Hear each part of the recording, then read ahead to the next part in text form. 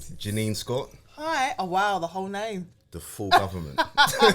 The full government. Oh, wow. Firstly, welcome to Wine for the Mind. Thank you for having This me. is a discussion and a podcast where we talk about the person, the profession, and the legacy of the guest. Loving it. You're somebody that I've known for 20 years. It's mad, isn't it? Yeah, 20 years plus. And the reason why you are here, firstly, is because I respect you as a person. Oh, thank you, Harry. I respect your journey. You've ventured into entrepreneurship and you're a successful entrepreneur. And there's a lot of wisdom that I feel that you can impart on the audience. So firstly, talk to me about your journey up until, let's say, the age of 16, because I didn't know you before. You didn't, did you? the age of 16. Gosh, up until the age of 16. I mean, as a person, pretty creative. Yeah. Came from a family of creatives. Dad's electricians always work with his hands. Mum was a social worker and into youth work, but was just really good at doing things, right? Making something out of nothing. Yeah. Grandma was into painting. Like, everyone was always doing something. So I think that is something that was a big part of my childhood. I remember playing for us was my dad giving us a hammer, a plank of wood and some nails in the garden and saying, Wow. make something. Like, that was Hands-on. that was hands-on playing. Yeah. So yeah, I guess it's just really stemmed from there in terms of my interest and passion in just wanting to fix things or find a solution to a problem Yeah. or make something better or different to what it is. Okay. So yeah, first 16 years, that was pretty much me figuring out, yeah, how I wanted to express that creativity, whether it be through fashion. I had a fashion brand, was literally from when I could figure out how to sew and put clothes Wow. together. Like, Wow. that was what I was doing. I mean, they weren't any good, but I could only wear them to my grandma's. Yeah. Like, my mum was just like, there's no way you're wearing them anywhere in public. But my older sister used to do the same, so I used to see them and be inspired by that. So I used to try a thing, and my mum was just like, yeah, Sunday dinners at grandma's, that's the only place you can wear Yeah. these yeah. these contraptions that Yeah. you've made. So what, Monday to Saturday? There's no way. Yeah, it's not happening. Not happening at all. So but it was so nice to be supported in that, like, Yes. whatever it may be. Mum and dad were like, yeah, okay, you're crazy, but let's run with this for So this what, week. do you come from a household full of ladies? Um Have you got any yeah, brothers? Or yeah. is it Actually, a no. heavy- Do brother, yeah. So Yeah. my mum's eldest, he's actually an architect. Okay. So again, like, everyone's just doing something creative. Creative, yeah. Yeah, my dad, bless him, is the only one in the household. Okay, It's a yeah. house full of women. Yeah. That he's had to navigate, bless him. But yeah, no, everyone's. So taking that experience that you had from, being a baby right through to 16, how did you approach college? Because that's where I met you. So Yeah. what was your mentality going into college? I don't know. It was a bit. I think that's. I mean, 100 years ago now, Harry. To be honest with you, like, I can't even really Yeah. remember. I think it was just going with emotions, right? Yeah. And just kind of figuring out who you are and what it is you're interested in, what it is that you're doing, and how you want to do it. I think I studied psychology, accounting. Oh my gosh, what was that teacher's name? Mr. Rashid. He was just so horrible. Did you like you? Because he hated me. He said that obviously because of the drama that I was having in the Oh, background. yeah. He's like, mate, I'm just grateful that you're here. Really? Well, you sound like using these good books, but him and me just... Yeah, clashed. Yeah, and I Yeah. was just... And I get even like that, like, just navigating different types of people and, like, yeah, it was all mad. My performance arts teacher, she was just wild with it. Yeah. So even that was just crazy. Met the girls. That's kind of where we Yes. formed our friendship group, LOEW, the League of Yes. Extraordinary Women, as you know, all Yeah. of them. A very strong Yeah. team. Honestly, like, Your circle, do you know, it's like, the only way that I can describe it is like, you're like the female version of like the Wu-Tang Clan. There's numbers, there's Yeah, greatness, you're a team, yeah. but you're all bosses individually. yeah, Do you know what I yeah. mean? And do you know, it's funny because I remember from college when we all sort of came together, 13, 14 of us, and everyone was just like, yeah, that's too many of you in like one group. You're gonna fall out, you're gonna have issues. Until this day, we still have the group. That's like crazy. We are still in each other's lives. We might not speak like every week, but an event, we're there. Yeah. Like, you know, that has been a really consistent part of the journey.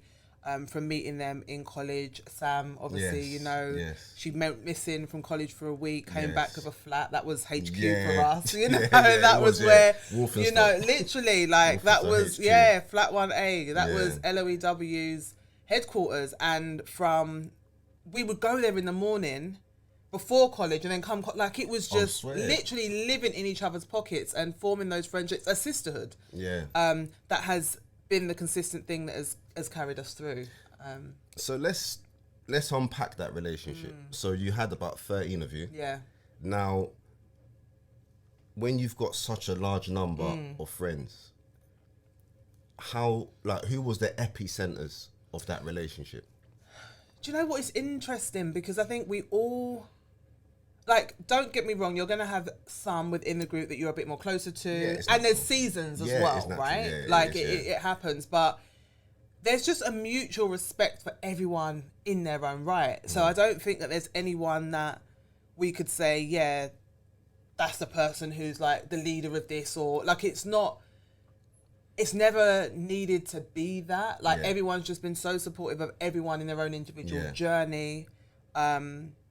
You know, whether, because some of us initially didn't want to go uni, some did, like, then some, do you know what I mean? Some went followed their career path, and there's just, so many, but it's always been love and friendship and support at the center of that, irrespective of, like, what it is that we want to do. And don't get me wrong, there's been some hard times, some ups and downs in between, and not even so much in terms of like falling out so much, it's just been navigating life and the hardships that come with that. And just when life is life, and there's really no room for figuring out who's a leader of this or it's just, we got to come together and get through. We have to be there for this person right now. So let's, you know, let's pull in. And that's just kind of what has been so beautiful about it, as we kind of navigated like the different scenarios and situations we've been in. Like, of course, there might be times through uni where we didn't see each other as much. It's natural. Of course. Everybody just went to different places. Absolutely. But we knew when we got together, it was just like no time had passed. You know, everyone settled in. Obviously, you've got your characters. You know, you've got those who love to party. Like Sam back in the day was the one who knew where we were going every single weekend. You just turn up and like, right, Sam, what we doing? Where we going? You know, there's those who you could sit down and just reason with a bit more. So it was just such a beautiful thing where you can, and is still such a beautiful thing where you can just get so much from that. And I know I'm so fortunate and so blessed because a lot of women don't have that. It's true. So. And it's expanded since then. You've added layers. We have. It's just, it's a sisterhood that keeps growing. It is. And I think it's more around, you know, just connecting with people that are very like-minded. We're not the type of women where like, no, you can't sit with us. Like, if you're good people, you're good people. And if you fit in, you fit in. So there's been a few newer members that we've kind of... And you're all hail from East... You got a couple North people. Ari, Shaz, absolutely.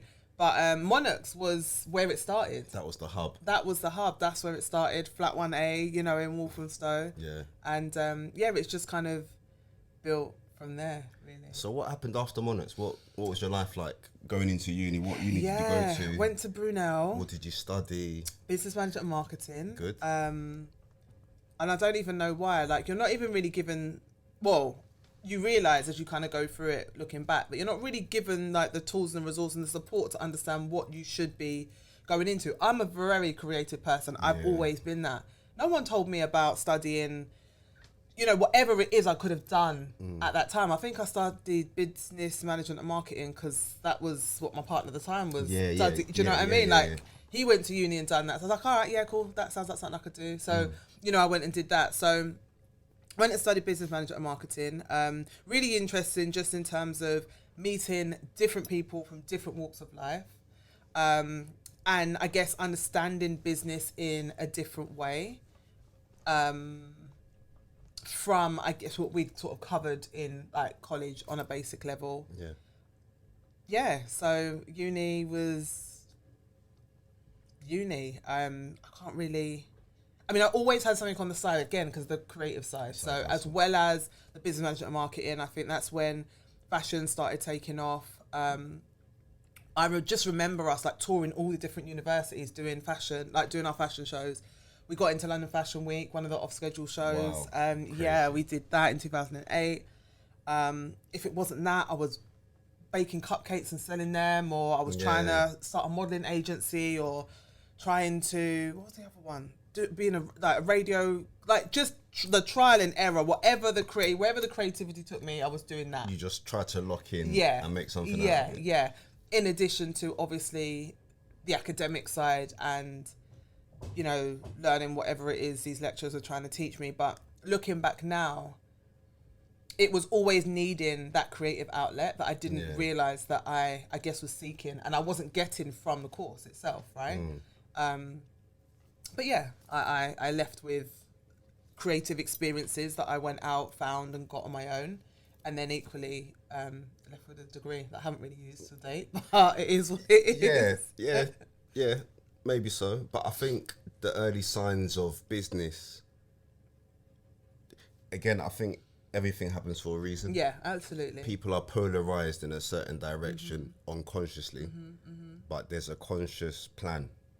Absolutely, always. And that, you know, I wouldn't have changed it for anything. And I guess it led us to starting Hustle and Heels. Our second business, the first business was the hair extensions, Hair-iD. We may go into that. Myself and Jay. But then I guess I got to a point where I was looking back at all of these things I'd started to stop. And I was just like, what is it? What is this brick wall that I keep hitting against where this thing that I'm doing now is not scaling and blowing and do you know what I mean? So it was from that where we were like, okay, even though I studied business management and marketing, there was, and I one of my modules was entrepreneurship. I left that university still not really knowing 100% how to actually start and run a business. So Hustle and Heels, quite selfishly, was our way of finding the answers to some of those questions we had. You know, and getting successful people in a room, or people that were a few steps ahead of us in a room, where we could sit down and pick their brains about how they got to where they were. Because like it's frustrating, like hitting these brick walls and you're thinking, oh, I'm doing the right thing, I'm taking this from the textbook, but when I'm applying it in real life, it's not really making sense. It's not really connecting. There's a disconnect. Absolutely. 100%. So we were like, okay, we've done the studying, we've done the academic side of it, like let's now go into the real world. And you see it was different from what them books was telling me. 100%. And being able to learn from other people's journeys was the changing point. Like, and we realized in that, as I said, we started it quite selfishly, how many other women needed and wanted the same. You know, because we didn't come from families who were business owners. You know, we came from families who our parents worked, you know, jobs to be able to provide. I remember my mum had 2 jobs. Dad was an electrician working all the hours, and starting a business to them was foreign. It was just like, no, you get something that's safe and steady and that pays the bills and allows you to, you know, live a comfortable life and for you lot to do what you need to do. Sustain. Yeah, and, you know, I was a black sheep in the family because that just didn't seem like what I wanted to, or how I wanted to live my life. And I don't get me wrong, like I absolutely tried to follow that path, like graduated, you know, worked in an array of sectors within sort of like sales, business development, but kept getting made redundant. I think I've been made redundant about 5 times. Serious. And if that ain't God saying to you, you need like, to do your we own need thing. to, I don't know what is. So let's look at the jobs that you have had. What would you say is the most impactful job that you had, and what did you learn from that experience? I'll be very real with you. From when I graduated university, I knew that this could never be it for me. Yeah. The 9 to 5, having to just deal with the politics, like that was so wild to me. Like, what, we'll go to work and someone wants to have arguments, or someone's trying to do something to make this one look. So it was just so wild to me. Yeah. And again, coming from a group of friends where it's just all love and it's all like, right, what do you need? It was just so wild where you go into a work environment and it wasn't that again. So, and then obviously graduating at the start of the recession, I remember one of the first things the lecturer said to me is, yeah, good luck, basically. Like, there's no guarantee you're going to, one, get the job you want, or two, the company's going to be able to keep you long term. Like, traditionally they would. You'd have jobs for like 5, 10, 15, 20 years, because everyone was either being made redundant, businesses were closing down, like it was insane. So there was no security. The type of jobs that my mum and dad were doing, the length in which they'd been in roles, I didn't experience that. And I was just like, it's just too risky to pursue a life like that, job hopping and not knowing whether this one's going to be it. And then as a result, you kind of have to then take on jobs that you may not necessarily want. I remember working in a trucking company. I'm like, what the hell am I doing here? Yeah. Way out in Essex, like. Yeah, just to get it in. Just to get it in, because that's what you had to do. And, I think from that, it was just like, well, I wasn't being fulfilled. All right, yeah, you're making money, but I'm not being fulfilled in that creative side of me. There was, there was no outlet for that. So that's why I always had something on the side. So naturally, I then started to take on jobs that would allow me to run the business on the side. Yeah. So it was admin, it was, jobs where I can go in there and use the printer, do what I've got to do. Do you know what I mean? To have be able to juggle both worlds. Exactly that. Jobs where I wasn't taking on too much responsibility. I could go in, get my work done in an hour, look busy for the next 7, but I'm actually doing what I need to. And that's kind of where the types of jobs I started to take on. I mean, I worked for the Royal Anatomy. I can't remember the name, but basically, when you die and you want to donate your body to science, like, how the hell do you even get those type of jobs? Do you know? Like, I was a person that people were calling to say, right, grandma, mum, dad's died, and they want to donate their body, to science. And it was just, but again, the amount of freedom I had in that job to build and do what I needed to do was amazing. So I've worked in some places, but as I said, I've been made redundant 5 times, and I just got to a point where line in the sand now, this is me, and I've got to do this for me. Okay, so let's look at that job where you worked and you birthed your side hustle. So which job did you work in? They were all that there. Birthed all of what? I cannot remember a job where I did not have, because remember, Hair-iD, we decided to start Hair-iD, the hair extension brand, when we had graduated, because we knew, and as I said, I remember, and that is like, if the biggest thing I took away from university is that last lecture I had, that the lecturer said, good luck, like there's no guarantees out here. And I'm thinking, I spent all this money, 4 years of my life, for you to tell me good luck. It's wild. So I was just like, look, we need to do something in first summer, before we go and get a proper job, to make some money, to make sure that we enjoy. Yes. Because all this good luck talk, like, there well shouldn't wishing. be, do you know? Well wishing. Yes. On your way. All the best. Yeah. Yeah, so that's kind of where Hair-iD started, and it went well. I think we had our first sort of 1-day hair sale, and I think we made about $2,000. Good. And we were like, okay, this makes a lot of sense. Why would you now stop this?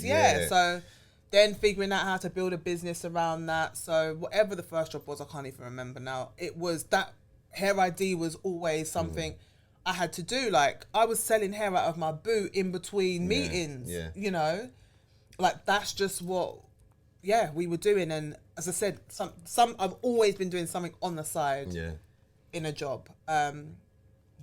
So Hair-iD, let's talk about what it takes to launch a hair business. So let's explain, the mindset that goes behind your supply chain, choosing hair that you know that people would buy. How do you understand what product befits the market? Yeah. So we take it back. This is when everyone realised that Beyonce's hair wasn't Beyonce's hair. It's just wearing wigs. It can never be. It definitely was. It definitely, yeah. And it was like, whoa, this is what? So what, we can get that we can get that too. Imagine. So me being me again, always wanted to find a solution to a problem online, right? Okay, cool. Where can I source hair? Came across, I think it was AliExpress or Alibaba, whatever it was back then. Yeah. Found a couple of suppliers, spoke to one of my guy friends, Jem, and I was just like, look, let's just, take a couple hundred, buy this hair, do a one-day hair sale, and because at the moment, the Asian man hasn't quite clocked onto this yet. So they weren't selling it in the hair shops, because that's where we all went to get our hair. Yeah. And typically then, it was synthetic hair that we would buy. Most of our, we'd get our hair braided or whatever. It was really cheap quality. Human hair wasn't really. No, it was the high end wasn't really. No. So we saw that gap, and it was just like, right, we can get this direct from China at the time. With they were kind of producing natural, like raw hair that hadn't been processed or wasn't mixed with plastic and watered down and whatnot. And I was just like, look, couple hundred down, we can do this. Let's get in a big order, find a location, and just see how much we can make. Like, we can do this. He was like, okay, yeah, cool, that makes sense. So we did that, and it was literally just trying a thing. Like, it was that. It was just trying a thing. And I remember he was responsible for, once we found the hair, he was responsible for finding the location. And he found this location in the back of some estate in Wood Green. Come on, and I was just like, side, listen, North London. I can't even remember. North London has to be in the mix. Oh, there's greatness. But I was livid, because in my mind, I'm thinking we need to be where people can see us, right? And in a business, you have different roles and responsibilities. His was finding a location. Yeah. For some reason, he thought that this youth centre in the back of some estate that you couldn't see and would only know if you knew, took the wrong left. Yeah, basically, was where we had our first, and I was just like, this is wild. But we've put the money in now, we've got to make the money back. So we were on Wood Green High Street trying to convince people to follow us into an estate, into a community centre where we'd set up all this hair. So it was real hustling, like, just because we were like, we know we now have to make money back, so it was just, and I guess the naivety of just not knowing how else to do what you've got to do. There was no blueprint to follow, so you've got to figure it out. Money has to be made, so we've got to get people off the street, and background. So again, like, I guess learning and understanding how to make people feel comfortable enough to follow you into some back alley round the corner off the high street, interrupting them from their day, big Saturday on a going shopping and doing whatever they're doing, to now follow you around the block. Was wild, but you found what worked, and then you were like, okay, cool. So I know if I say that line, I'm more likely to get more people to follow me. So it was just trial and error, and it has been a journey of trial and error. So as I said, we managed to wrap that day with 2K profit. Good. And we were like, we got some, and we've made this ourselves. Yeah. No one's given this to us, and it's been instant. Like, so it was just like, okay, now we can basically just repeat this. And keep going. And then we realized, okay, well, maybe we need a brand, because maybe people need to know that it's us. When they see the brand, they can identify. So it was just kind of figuring out how to, I guess, give people something that they can identify with and relate to us. Yeah. And then, just kind of building the business around that, essentially. So who was part of your team? So it was myself, Jamie, and my friend Jamel. And we made our money back. And I remember Jamie was like, yep, boy, that's it. I got my profit. I'm out. I'm done. Like, I'm good. And I'm like, no, Jay, like, we could do this. Yeah. Jamel, typical guy. He's just like, cool, let's do this. Like, we can flip this money and take this to the next level. But Jamie's very, like, risk averse. So she's the one who's just like, no, I wasn't on it in the first place. We took the risk, we made back the money, but let's go. And I remember going to her house, and I was just like, look, Jamie, I know we don't, like, this is not what like, where we come from. Our parents don't do this. Like, this is risky, but we've done it once, we can do it again. Just take the money that we've made and reinvest it and go again. And yeah, I managed to convince her to do that. And as they say, the rest was history from there. Jamel went on his own path. He set up his own hair extension brand. They got a shop in Wood Green Shopping Centre, Beyond Hair, which was amazing. And it was all love still throughout the journey. Of course. It was a little bit of a slower journey for us in that I was doing it on the side, whereas Jem went full throttle with it. Yeah. But we were still doing it on the side, obviously I was still torn between, am I going to get this corporate career and work my way up? Jamie was trying to be a lawyer. So it was, we took a slower route to get to where we kind of got to before we decided to kind of pivot. But yeah, it was absolutely a roller coaster and taught me everything I didn't know from leaving university that I felt I should have learned. Explain. So what were the fundamental lessons, Jay? Brand, first of all, like having an identity for your business. Like in marketing, we call it tins of beans. Like you can walk down an aisle in Tesco, Sainsbury's, whatever, and there will be multiple, like there's a beans aisle, right? But you might like Heinz, I might like Branston. It's the brand really that we see and we buy first before we buy it. We, you know, just because it's that's going to make me say, yeah, I'm going to try that first. That looks like it could be my type of thing before I open it, buy it, and whatnot. And then obviously we get into flavour and whatnot, whether you're going to now become a repeat customer, whatever. So brand was the first and foremost, like a name that was catchy and a brand that stood out from, and I say stood out from the market, but we were kind of the only few doing it at that time. So it wasn't necessarily that there was a lot of competition, but it was just making sure that we stood out and people knew that we were good. We, you know, what we were doing, and that we were a brand that they could trust as well. Trust within the Black community is still a thing. You know, from the work that I'm doing now that I can see, and we'll get onto that. But especially back then, where people were so used to going to the Asian man to buy their hair, to now be buying it from, like, why would I buy it from you? Like, who are you, you know, in this? Do you know what I mean? You don't have a shop front. So trust is all kind of feeds into the whole branding piece, right? If it's a brand that people can see, that they can trust, that they know when they spend their money, they're getting value is really important. So that was something that we learned.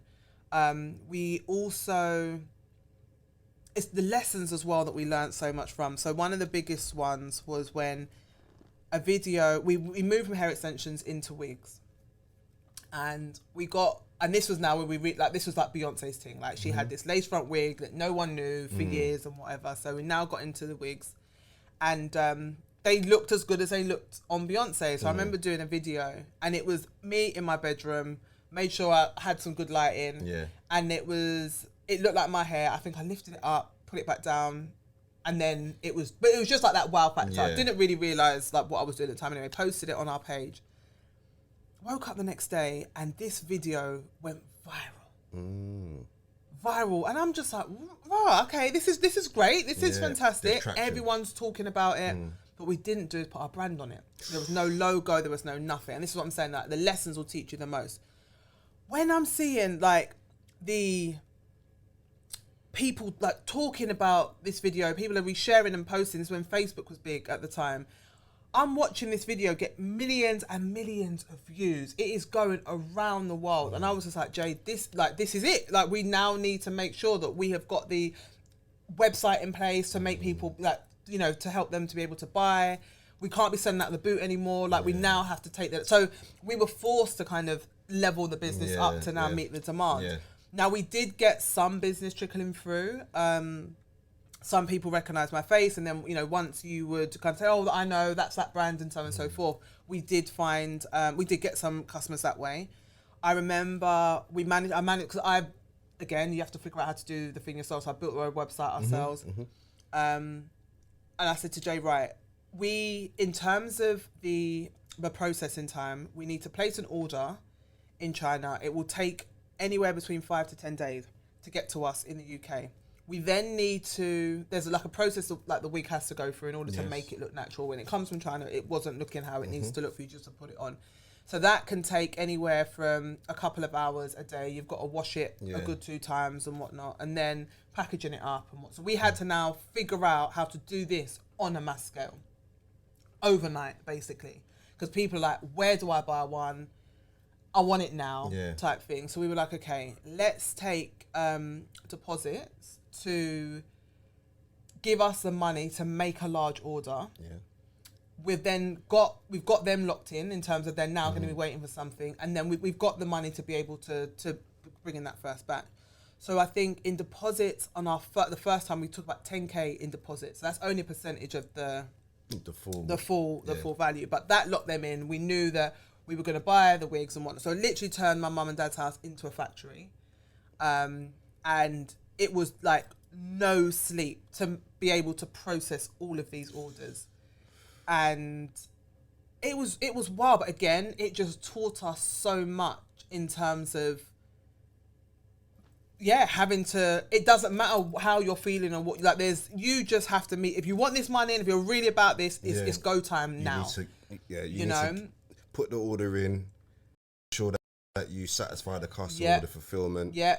How did you manage the post-purchase process? So once all the wigs were sorted, again, another room in the house, just packaged everything up, literally boxes and boxes and boxes of hair. Your parents are G's. I'm telling you. And that, again, the support, right? The support. And it was like, my dad used to come in and be like, what is this now? Like, what are you on?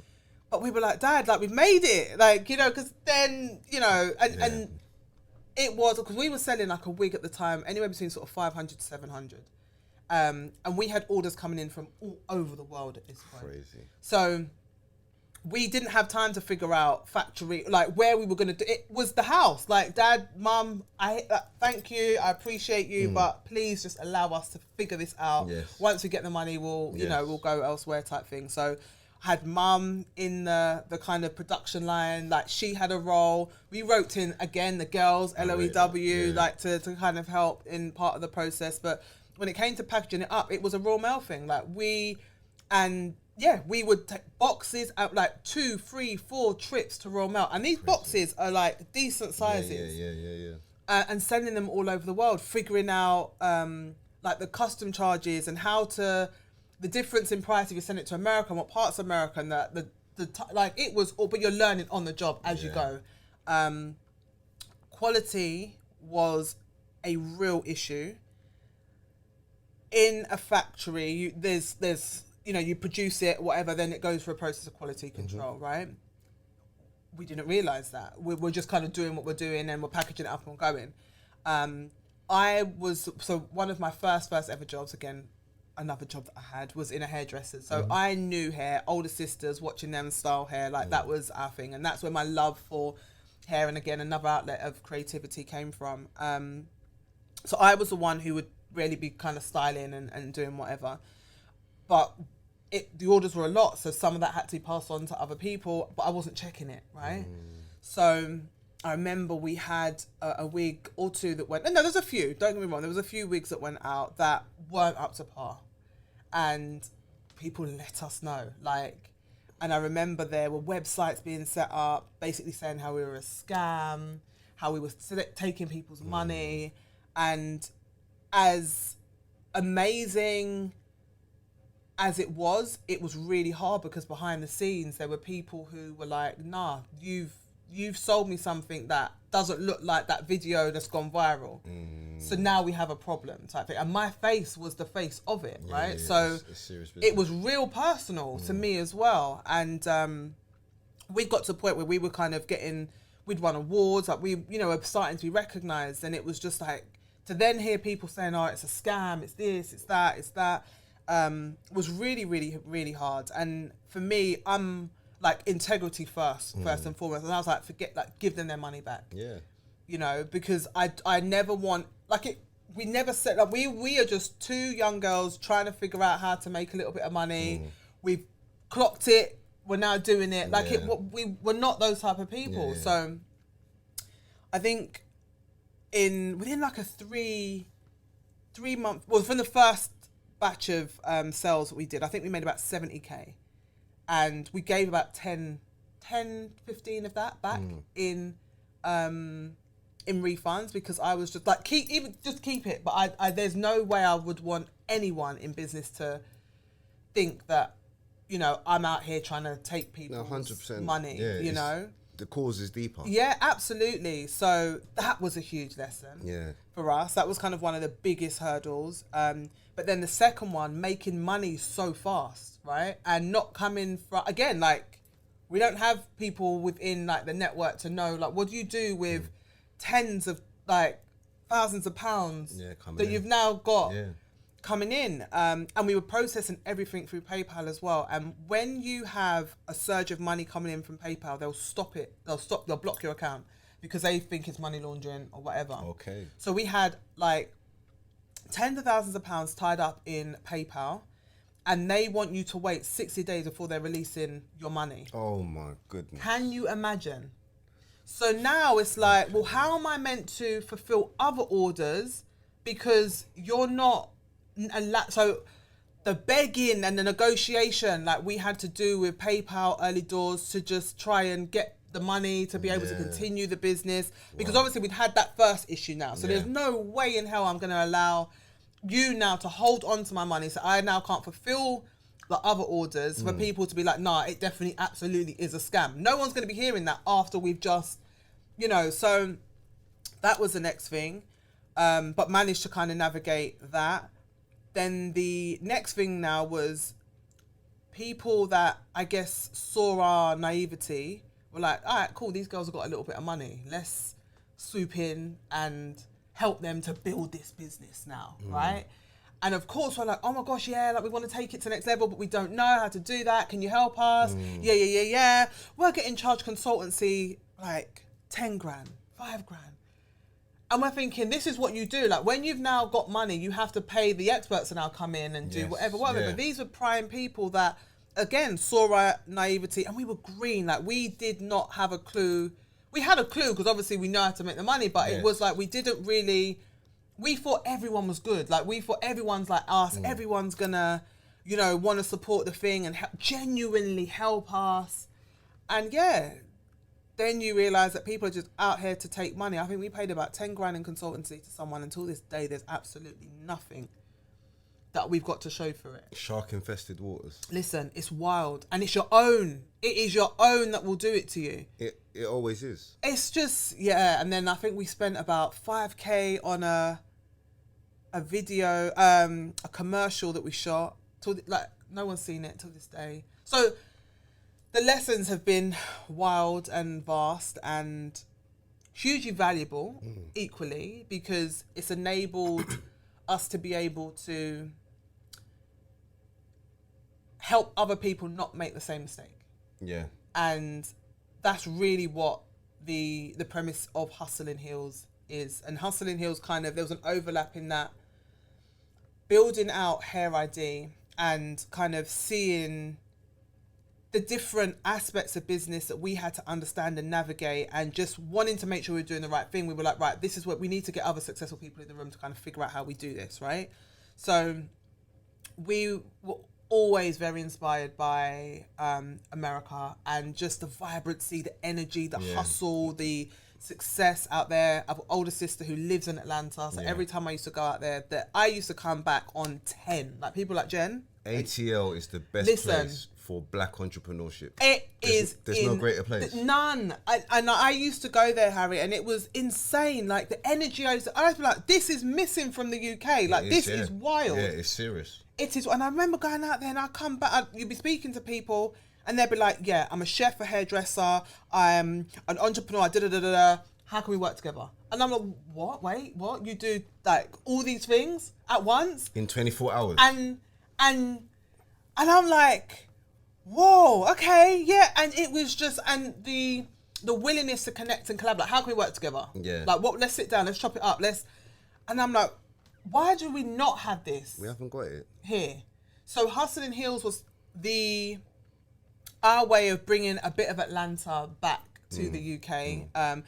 I remember reaching out before we went to Atlanta to a couple of women who had like a successful networking business that was done in a way where we had never seen it been done before. If we think about sort of like the corporate space here in the UK, networking was typically done within your organisation after work for, you know, for you to kind of get new business and whatnot, right? So in the city bars and whatnot, where, you know, I'm not seeing women and men that look like me like that. So it was a different experience altogether. I absolutely hated it. And I used to work in the jobs that, you know, I did kind of bounce between within sales, marketing. So that was my role, to be out networking. And when I went to America, it was just a different experience completely. And I was like, this is what it should be like, right? Yeah.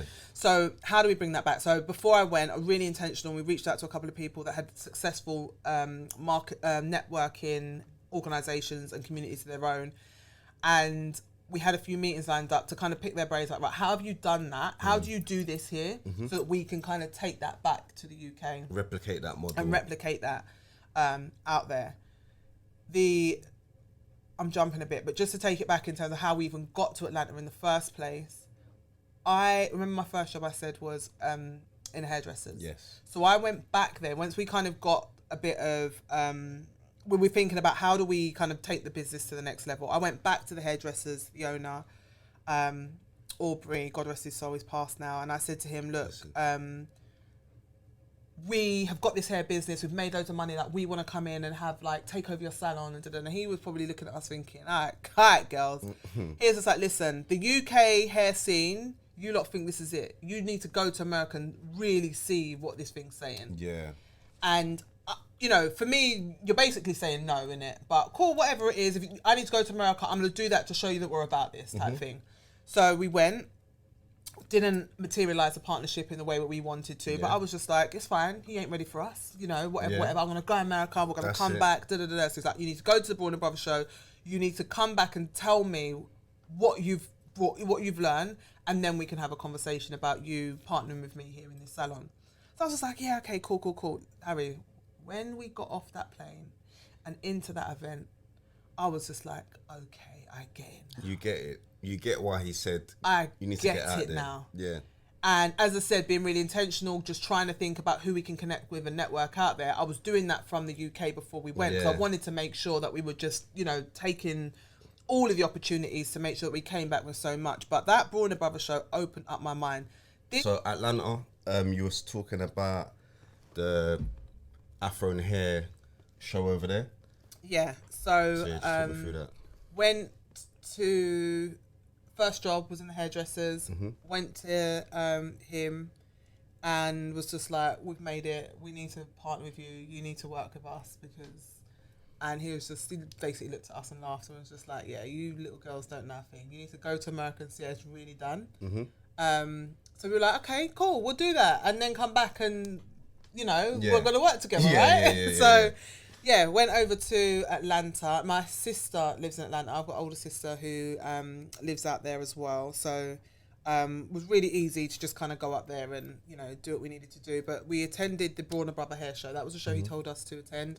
Now, the Braun Brothers Hair Show is the largest hair show for Afro-Caribbean people in the world.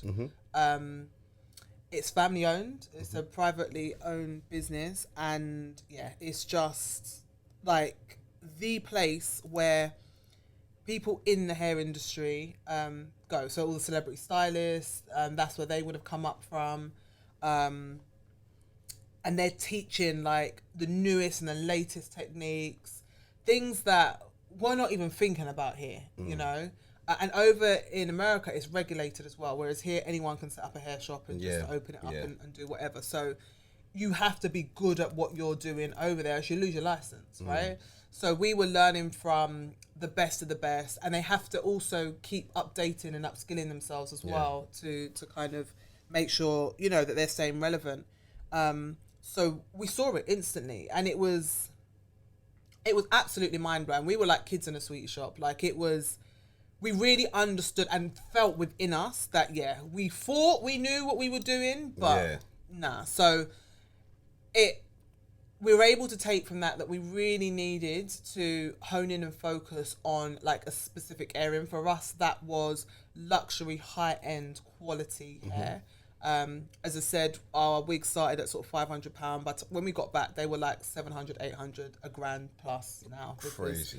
you know, it was, but the workmanship, what we had learned, what we were producing, we knew it was the best in the market at the time. So absolutely, you're gonna have to pay for that if that's what you want. There's, you know, of course, there's alternatives, but the add-on services as well, like the repairing of the wigs and things like that. Like obviously, it's a big investment, right? But we want you to know that if, you know, it does become thin, we can actually repair that for you here in the UK. Like, so add-on services that weren't being offered by anybody else. Lace matching, before people even knew what lace matching, like colour matching to the scalp was.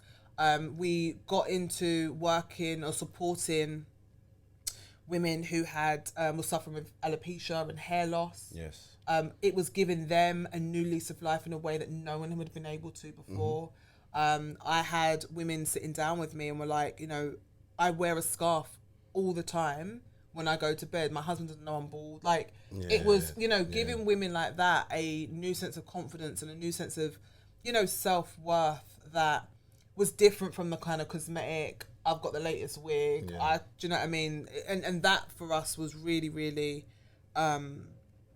made what we were doing worthwhile. Yeah. It's a form of empowerment. Absolutely, absolutely. And just, as I said, just really opened our eyes up to like how business is done properly when you're really about this thing. Because as I said, anyone here can open up a hair shop tomorrow and start selling wigs and selling hair, but when you're really about this, you need to learn from the best, and America's where it's at, essentially.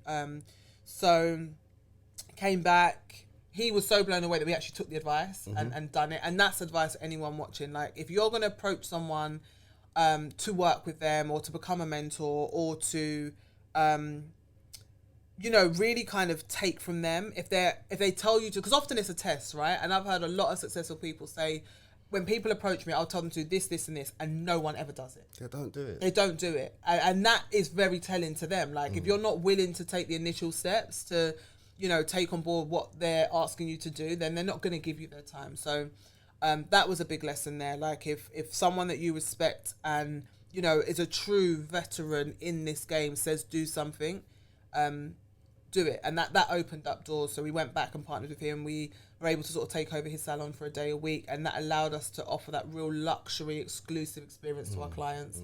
So they would come down, they would have a session where we would basically customize a unit for them.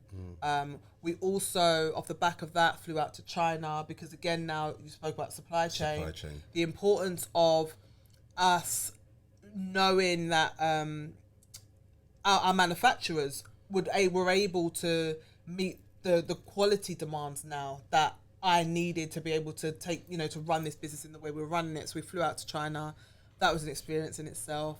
2 black girls in China by themselves was just... It's interesting. Yeah, it was wild. But it was, again, like, your mind's opened up when you go to other places in the world and you see how they do business. And you see how... like they navigate entrepreneurship. Our supplier, he was one of the top 20 in the whole of China, and a young guy, family business for him. And like, we know, we built a relationship and was kind of like just understanding like the differences in business and kind of how you have to be to kind of build something that's worth then also passing on to your children, right? And we went out there and we basically taught workers in the factory how to customize the wigs in the way that we needed them to, so that I didn't have to do that here, right? So that would kind of cut out that whole process. We basically, I remember going with a bra strap to the guy, and he was just like, what? And I was like, because it needs to be adjustable, right? I was like, I need you to basically put a bra strap on the back of this wig. So now I'm moving to like, you're now inventing, right? This is product development. You didn't even realize what we were doing at the time, but I knew what I needed for my client, right? So, went with a bra strap and I was like, I need this in. It's like, right, okay, cool. I was like, I need the lace things out in this way and that way. And this is all like 8-10 years ago, Harry. Like, this is crazy. Before we even knew like what we were really doing. Like, this is, and again, it comes from that creative side that I have, and wanting to fix and solve a problem, like speaking to my customers and realizing that, especially for those who had hair loss or had sensitive scalp, understanding what they needed in a product to be able to make it really comfortable and wearable for them.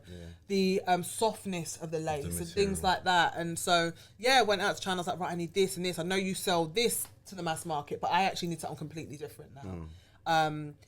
And just work with them to develop the product that we want. That, to be honest, now it's become mainstream. Like, you know, the wigs you're getting now come with those adjustable straps, right? They come pre-plucked and, you know, with different color laces and things like that. And, you know, we went out there to do that, you know, 10 years ago now. So a crazy journey. And in that, Hustle and Heels, as I mentioned before, that was kind of born in terms of the learnings that I was getting from these different people that I was meeting in different walks of life. It was just like, well, how about if we get successful people in one room and we focus on asking them really intentional questions about how they've got to where they've got to, so that we can go and build our businesses more intentionally, more effectively, you know, after those types of conversations. And it was from that where we realized how many other women had the same interest and desire to take ideas that they had and to turn them into business, but just didn't know where to go to do that. As mentioned, networking and, you know, learning from your peers or people that had, you know, were kind of steps ahead. That was kind of reserved for the corporate world. Like, that's how you know, you would network and you would do that kind of in those city bars and whatnot. But for ideas that you had yourself, where were you going to do that 8 years ago? So we identified another gap there in that we need to create something that sits outside of the corporate world for those who have an idea that enables them to be able to navigate the stepping stones to building that into a business. Now, we at the time were all quote unquote professionals, you know, doing our own corporate thing, getting our money in that way. So we had, you know, a couple of hundred up to $1,000 to start the business with. And that was the kind of community of women we started to attract. So they had a little bit of startup capital. Still to this day, black women are not, they were not the ones getting venture capital, were not the ones that are being invested in. So we knew very quickly that there was no one that we would be able to rely on in that way. So we had to bootstrap. We had to learn how to flip money and make it into something, and then use that to kind of build a sustainable business. And that was what birthed Hustle and Heels. Having those conversations, people being really interested and also wanting to learn, flocking to us, and kind of just building that into what it is today. What do you think Hustle and Heels has achieved thus far? Like, how is your brand perceived, and what legacy do you think Hustle and Heels has left with your audience? The community side of it. Before Hustle and Heels existed, there was no community for women to come together outside of the corporate world to support each other to start businesses.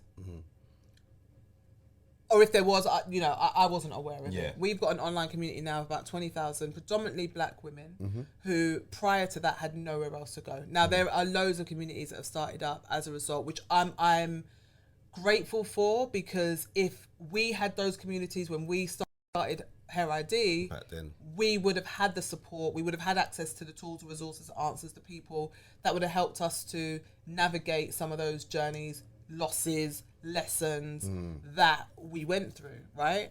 So I'd never be mad at the fact that there's a range of communities and options for women now, but back then there was nothing else like it outside of the corporate world. And also 8-10 years ago, you couldn't go to work and talk about a side hustle that you've got. Like, your boss or your employee wanted to know that you was 100% focused to them. So your side hustle, what you had on the side, you had to hide. You have to hide it, keep secrecy. Absolutely. Like, you couldn't be doing this and that. And it's only really now that you will have people celebrating the fact that, I've got my 9 to 5 and I love that, but I also run this on the side, right? And Hustle and Heels, I feel, has been an integral part in that. Like, not having to hide the fact that you've got this thing on the side that you can run alongside your business. Like, within the community, we've got like people in serious positions. Like one of, I think the women I sat down with, she's like the VP of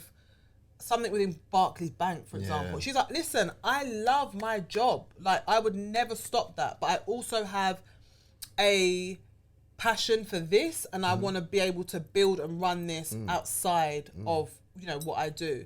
Pharmacists, lawyers, women that have followed their families' dreams of what it means to be successful, like, you know, coming from African household, Caribbean household, doctor, lawyer, lawyer, the traditional, what is this business? No. These are your options. Figure out which one it is. You've got options within that, and so a lot of women have followed that path, but now have got to the position where they're like, okay, I've got the money, I've got the experience, but I've still got this desire to now realize this thing. How and where do I go to do that? So Hudson Hills has become like a home and a hub for people that, you know, have those ideas and just want to understand how to navigate them. And also the community side, which is so important. Often if you'll come from a family who doesn't get it, you'll have friends who don't get it. So who do you speak to now about that, right? When you've hit a brick wall, or you need to understand how to navigate certain challenges, who do you go to keep you going or to hold you accountable when you want to give up? And that's what Hustling Hills has become. Outside, it's bigger than myself and Jamie now. Like you have got, you lot are a brand. And it's the women that carry that and take from it what they need and ask of us what they want, that we then have to go and deliver. So from a networking event, a table of 10 in a restaurant in the city, we know how we started, where we essentially had to pay people to come, because the concept of networking outside of the corporate space, they were like, what is this? Like, and we were like, no, trust us, it's good. We see it happen in America, like we can do it here. But we said to people, if you buy a ticket, if you turn up, we'll give you back your money. Like, you know, because it was... you have to fill the seat. Absolutely. And it was, but not also knowing how to communicate and articulate this thing we were trying to build. So from that table of 10, where, as I said, we had to basically, you know, kind of hoodwink people to come. They loved it, and from there it just kind of built and built. We became known for our networking events. We would sell out. And really no marketing behind it. Like, this was just word of mouth on Instagram. We'd get a speaker, and we quickly realised as well that we needed to leverage an audience of speakers that had made it or had that success, because we didn't have much money to start Hustle and Heels, and it was just like, right, well, how are we going to get the bums on seats? How are we going to get people here? So at the time, sort of 8 to 10 years ago, Instagram was kind of on its rise, right? And people that jumped on it early or figured out how to kind of do that well had huge following. And we were like, and everything was now sort of moving online, like, oh yeah, I follow this person online, So we were like, in all of that, how can we take people offline and get them to our events? So it was like the perfect time to say, okay, come and meet your favorite influencer, or come and meet your favorite business owner at an offline event. And because no one was really doing it at the time, it was easy for us to sell that to to someone who was successful on Instagram, because they had, all they knew at that time was meeting, about building up an audience online. But actually having a more intimate conversation and experience with that audience was something they hadn't really thought about before, and we were providing that as a service to them, but then also for the audience, giving them a way of being able to directly access these people that had made it or a few steps ahead, and be able to ask those seemingly silly questions about how they've done it and how can I do it too.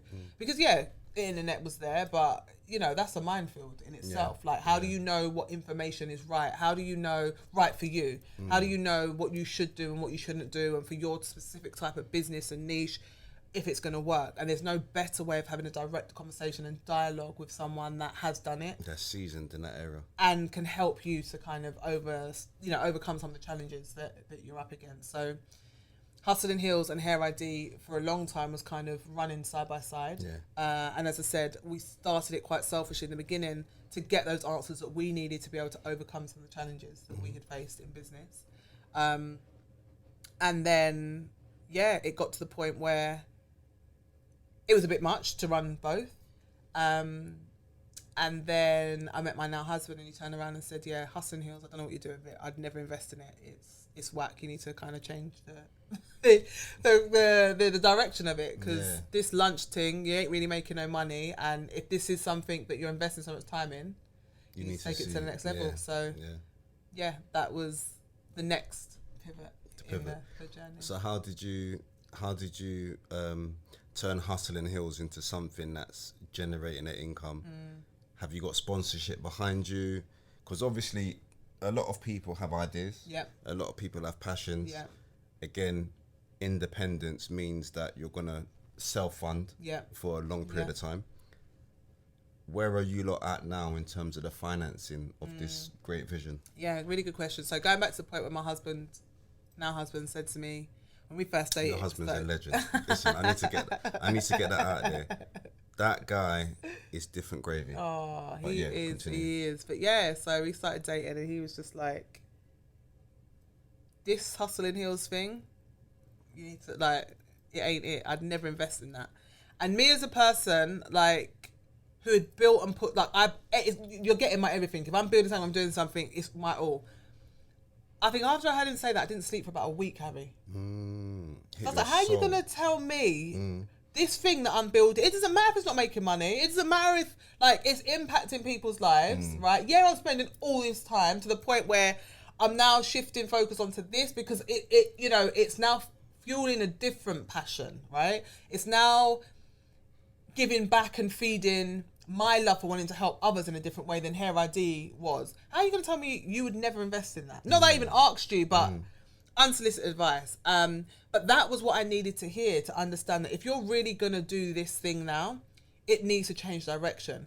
Events, whether you know or not, those watching are hard in terms of people pay you to come and attend, and you need to make a profit from that, right? And the networking events, they weren't like, and our target audience as well are early stage startups, so they're not really trying to put down a whole heap of money and attending a networking event. I could be investing that in my business. I've got a bootstrap. I don't have an investor backing me. So they have to be very careful about the money that they're spending. So we had to be mindful of that in terms of the pricing. But essentially, we were breaking even, making a little bit of profit. To your point about sponsorship, we had hair brand ORS who approached us to sponsor us. So that was a great help initially. But we weren't making huge amounts of money.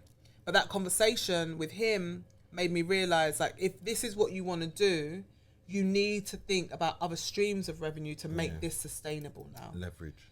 And thank God we'd had that conversation when we did, because the pandemic hit in 2019, 2020? March 2020. 2020, we're going on to 2021. And the in-person events got locked off. So 2019, when he said that, he was just, because he was working within local authorities, and he said, look, this is something that if you could package up right, you could sell to a local authority, right? They could get you in to design and deliver a business support program that helps the startups or residents within their the borough to start a business. Or you could help independent shops or retailers to understand how they can grow and da-da-da-da. So I was like, okay, yeah, these times I'm pissed. So I'm like, I bet it ain't going to work, but I'm going to try a thing and whatever. Got nothing to lose. As I said, I didn't sleep for about a week just researching about how can I do this? Because I'd never heard of that before. So did that. An opportunity came up within his organisation. They were looking for a consultant to come in and basically design and deliver a business support program. And it's very cliquey in that you've got the same types of people that will go for these contracts. And when I was just like, okay, I think we can do this. Like, although it's just been networking up until this point, we've got enough now to be able to turn that into a workshop or one-to-one support where we can help these businesses. So we were like, okay, now we want to throw our hat in the ring. So he was like, right, this is the process. This is how you apply for it. But it has to be like a fair process. He wasn't involved in it, but he was just like, this is the kind of process that you've got to go through. They're going to put out a brief. You have to respond to the brief, telling them how you're going to deliver and build out this program and yada, yada, yada. Now, where we had never done it before, going back to like, you know, like project-based work from college and whatnot, you know that you have to conduct like surveys and stuff and, you know, do evaluation and whatnot. So we just took to the streets and we were like, okay, we're going to help these businesses. Let's ask them what they want, how they want the support, and then write that up in our proposal and send it. But as I said, this is a very kind of clicky, you know, clicky kind of space, right? People know, they get told about the contracts, they apply in the same old way they've been applying. They win it, and so on and so forth. So you've got now 2 young girls now that have come in and have flipped the script on that. Because we're now going out, before we even got the contract, we're speaking to the business owners, ask them what they want, how they want it, right? We've now come back and presented that in our proposal. So the kind of board, the evaluating board who are evaluating these proposals, they've never seen anything like this before. They're not used to that. You've got the same providers, as I said, just putting forward the same proposals.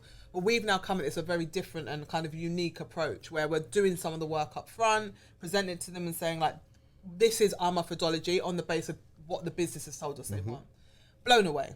So we've got that contract now. Different. And that was our first 10 grand contract we got, and I was just like, wow, that was pretty easy. Yeah.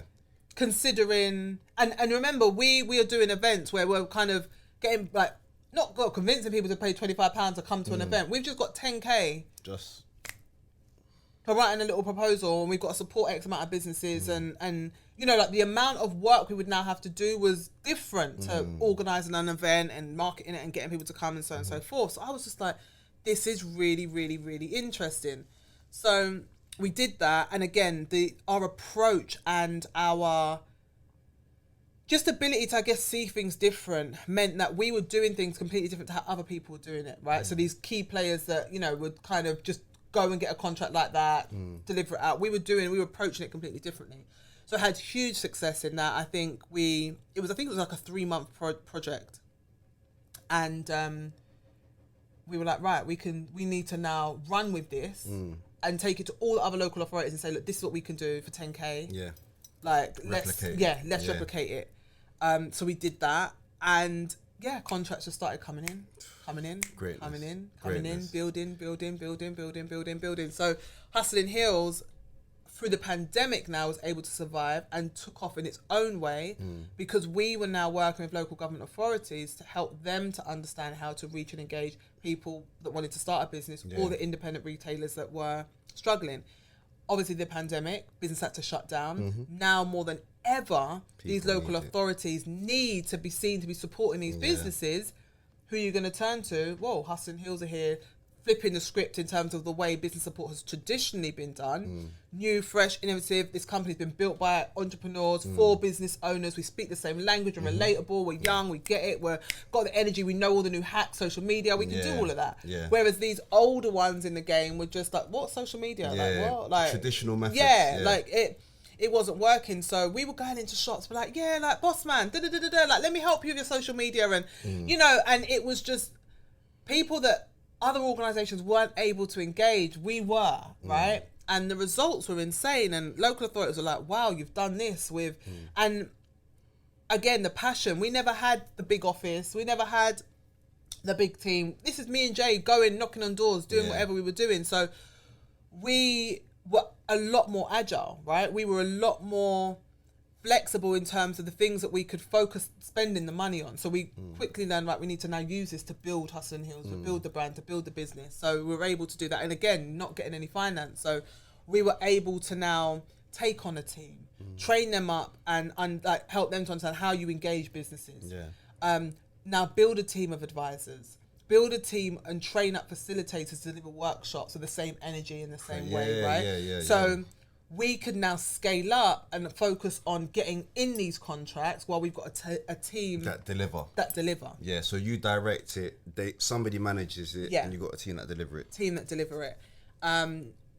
And yeah, that's basically how Hustling Hills has been able to get to where it is. And it's been, and from that one conversation of my now husband telling me he'd never invest in me. And this is where I want to segue. So legacy is important. Marriage is a blessing. Absolutely. Especially when you marry somebody that's like-minded. what is the dynamics between you and your husband on a business level? Because he's an entrepreneur, you're an entrepreneur. Like, what added benefit has he brought to your life, and vice versa within this union? So that frank, honest, I don't care how you feel, this is the real, and this is what I'm going to tell you, approach that he has been invaluable.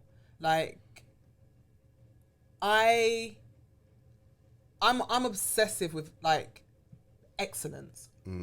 I feel like our people have been underserved. So anything that I do, any service, product, whatever, I'm going to be the best at doing it so that you have the best experience, because I believe you deserve that, right? As my customer. So I'm really obsessed in excellence and building the best businesses, right, that I can. Now, in doing that, sometimes you're setting the bar high, and you'll have people around you, but oh my gosh, that's so great, never thought about it like that, that's amazing, da da da da. So you've got a lot of, not yes people around you, but a lot of people that are kind of taken back by how excellent this thing is that you've created, that there's no balance in terms of, that's not good enough, you need to go and maybe do that again, or I'm not really feeling that didn't really quite work. And as a result of that, I find it really hard to be able to have conversations with people that are comfortable to challenge me now, right? He is that. So he will be like, yeah, right, that's, everyone else is telling you that's good, but it's not good enough. Like, you can do better than that. Do you know what I mean? So serious. That is the value that he brings from that perspective. And he's very hard to impress. So if I'm taking something to him and an idea, I have to know I've really thought this out and looked at all the avenues before I say to him, like, oh, babe, like, what do you think about... Because his default is, yeah, nah, that ain't it. And it annoying, but it's where I'm now able to grow and go back to drawing board and refine and fine tune, and you know, really helps to kind of sharpen your skill set, my skill set, and in terms of, you know, excelling that obsession of just being excellent, right, at what we do. So that's been a real added. It's annoying at times. Like, don't get me wrong. Like, I will tell him an idea, and this is a good idea. Like, you ain't never seen this been done in the way, and he's just like, yeah, nah. And I'm like, it's annoying. But as I said, like, you need that. I have this saying where I say, you know, you can't grow from great. You know, and I hate constantly being told, oh, that's great, Jen, that's so good. Oh, you're so good at what you do. But what doesn't work? What's not working, though? Like, tell me what's not working so I can fix that to make this better. Yeah. And as I said, that's what he does. He is just, a great mind. He sees things differently, and is not afraid of sharing his opinion. And I think a lot of people are in this day and age where we have to be very politically correct. Like, he's just like, nah, that's shit, and you need to, you know, do you know what I mean? And he's very real with that. And I think that's a very rare thing now, where people are very sort of watered down and kind of like, oh, you know. He ain't like that. Yeah. So he just gives it. He gives it. Yeah, he gives it. He gives it. He's like the Black Gordon Ramsay. Basically. Yeah. It is what it is. Principle. Yeah. Process. And people. Absolutely. That is him through and through. And that has been a real like bit of value for us in terms of navigating to where we've kind of got to. And I think just to add what gives me joy is that I know the real Jenine, and I know that for you to get married to somebody like that, he has to be you've always desired a high level thinker, a high level man, and I think it's just a beautiful thing to see you submit to somebody that's you're visionary, he's a visionary, but he's pragmatic. So I think that synergy just makes this whole thing work. Strategic alliances. Jamie. What does Jamie mean to Jenine? She's your business partner. Absolutely. Your lifelong friend. Absolutely. What does she mean? And it's interesting because a lot of people say friendship and business don't mix. You know? But one thing you quickly realise is that you can't do all the things by yourself. 100%. And you need someone to be able to share the highs, the lows, and the difficulties and the day-to-day doings with. And Jamie has been that person throughout. We complement each other really well in that she allows me to be that visionary, that big picture thinker, and she's there to support in the execution of that. Implementer. Right? Yeah. So it's just like, okay, this is the vision, this is the strategy, this is what we need to do. All right, cool. I know you've got someone that you can trust, you can rely on, that's got your best interests at heart to be able to see that through. And she's a lawyer as well. I mean, you always need a lawyer in business. You know, you need somebody that's number focused. Yep. Legal. Yep. And people. Yeah. So it's just such a blessing to be able to have that, and to know each other so well that we can sit in a meeting and play good cop, bad cop, right? So now, obviously, we've had the wool pulled over our eyes. We've been super naive and green in our own journey. But those experiences have enabled us now to know we can't go into meetings being like thinking everyone's all love, peace, harmony like us, right? There's some people that genuinely will take what they can take from you, and that's just business, right? But business is like that. We've now learned how we can how we need to maneuver in those spaces, and one of us can be that way, but the other one can't. You know, one of us, and they'll often, like, if we are dealing with like a new contract or new business, we'll often not go to the meeting together